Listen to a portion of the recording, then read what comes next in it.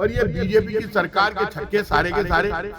CM Bhajanlal से लेकर PM Modi तक और पूरा का पूरा बीजेपी कैडर गौ माता के नाम पर वोट लेती है। ये सच्चाई किसी से छिपी नहीं है, पर गौ हत्या के नाम पर आखिर चुप्पी क्यों?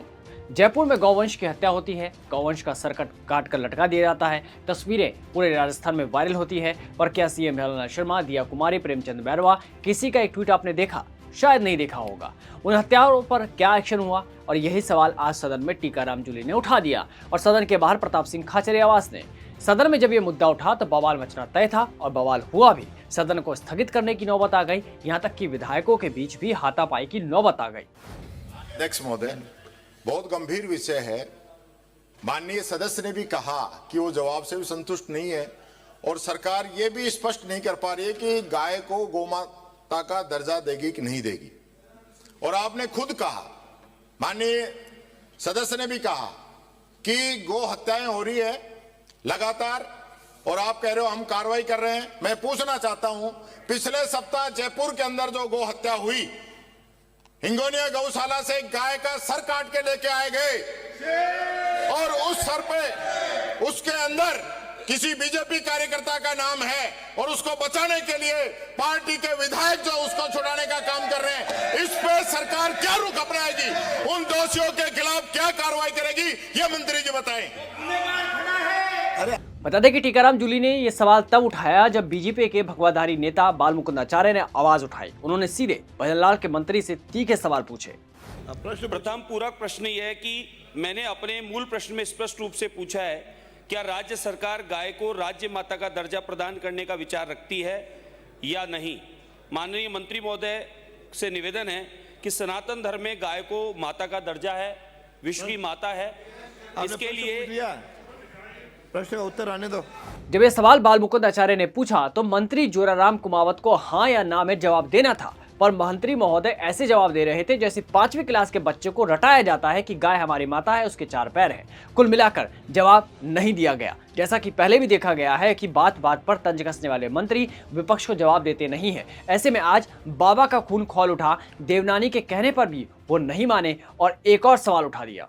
मेरा आपके माध्यम से बस अंतिम बात निवेदन यह है कि आज भी प्रतिदिन गाड़ियां पकड़ी जा रही है, घटनाएं घटित हो रही है, कहीं ना कहीं गो हत्यारे गोकशी कहीं ना कहीं हो रही है। सख्त कानून की आवश्यकता है, उनको फांसी की सजा की आवश्यकता है। और जिस प्रकार से घटनाएं आज भी सामने आती है, शिवरात्रि के दिन भी नहीं तो फिर मुझे शिवरात्रि के दिन भी जयपुर के समीप एक गाड़ी पकड़ी गई थी और 6 नंदी उसके अंदर गाड़ी में पकड़े गए थे। तो कड़क कानून की आवश्यकता है ताकि इसका पालन हो सके और गो हत्या बच सके। भारतीय देसी नस्ल की गौ माता, हमारी विश्व माता जो है, उसको हम बचा पाए।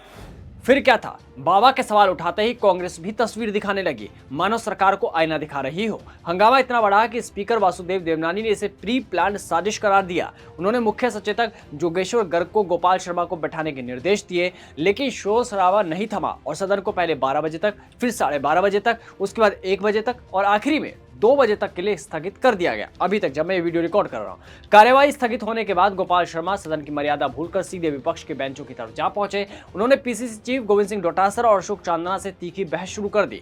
बात इतनी बिगड़ गई कि दोनों तरफ से हाथ चलने ही वाले थे, तभी संसदीय कार्य मंत्री जोगाराम पटेल और अन्य विधायकों ने बीच बचाव किया।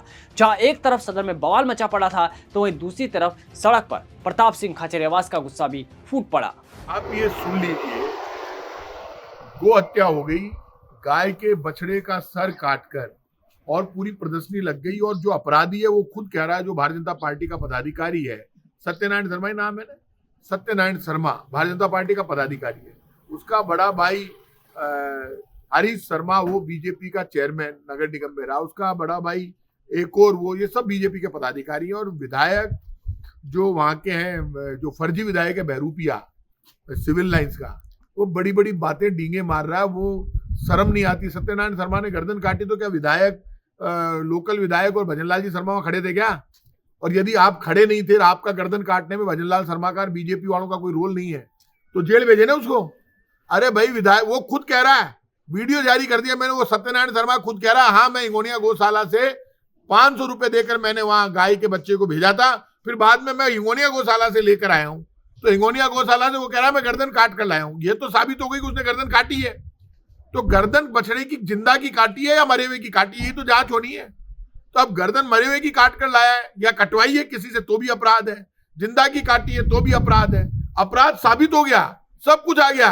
और बीजेपी की सरकार, ये मुख्यमंत्री भजनलाल शर्मा, ये सारे का सारा ये फर्जी विधायक बहरूपिया, ये और ये बीजेपी की सरकार के छक्के सारे के सारे। अरे गाय का गर्दन काटी है बछड़े की, ठाकुर जी वो सुदर्शन चक्रवाला तुम्हारी गर्दन नहीं छोड़ेगा। और यदि जवाब देना, अरे वो पुलिस का अधिकारी फर्जी जयपुर में सारे ये काम मर गए। अरे तुम मुख्यमंत्री भजनलाल शर्मा के दबाव में बीजेपी वाले गर्दन काटेंगे गाय के बछड़े की, उनको सजा नहीं मिलेगी। क्यों नहीं मिलेगी? गोरक्षा कानून बना हुआ है। इनको आज कह रहा हूं, जयपुर के सब जगह आंदोलन होगा। ये लंबा चलेगा गाय का मामला, ना तो ये विधायक बचेगा, क्योंकि ना ये मुख्यमंत्री बचेगा, ना गाय को मारने वाले बचेंगे, और सीधी लड़ाई होगी।